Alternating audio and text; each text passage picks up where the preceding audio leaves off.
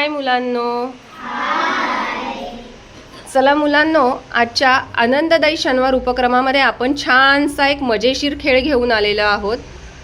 तर हा खेळ आपण वर्गामध्ये सुद्धा घेत असतो शिकवत असताना. म्हणजे कोणता खेळ? कोडी सोडवणे. मी तुम्हाला असे मध्ये मध्ये काही कोडं विचारत असते की नाही, आणि त्या प्रश्नाचं तुम्ही कोडं सोडवत असतात. तर असाच आजचा आपण एक खेळ घेणार आहोत. या खेळामध्ये आपण रीची करामत पाहणार आहोत.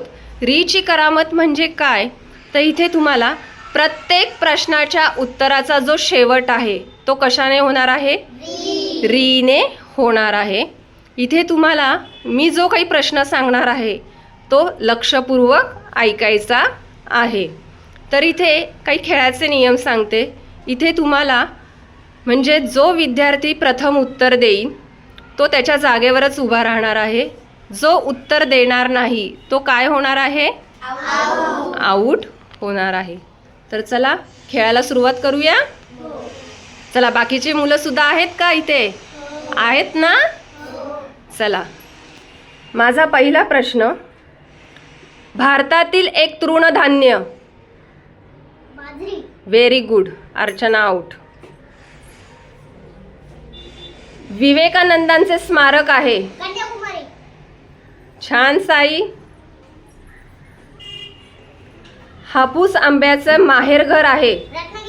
अरे वा साई, छानच. महाराष्ट्रातील एक मोठी नदी. गोदावरी. Very good Sadia. नंतर पुढचा प्रश्न आहे, एक खेळणीचा प्रकार. भिंगरी. सादियाने उत्तर दिले. आरूप आऊट. मसाल्याचा एक पदार्थ. मोहरी. Very good. अन्वित आऊट. स्त्रियांचा एक सण. मंगळा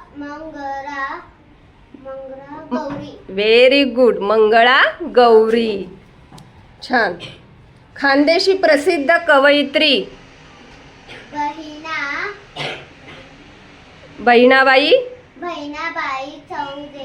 चौधरी. Very good. छान. पुढचा प्रश्न. शिवरायांचे जन्म ठिकाण. शिवनेरी. अरे वा, आयुषने उत्तर दिले. पुढचा प्रश्न. भारतात सध्या चालू आहे ती लिपी. देवनागरी. Very good. पुढचा प्रश्न.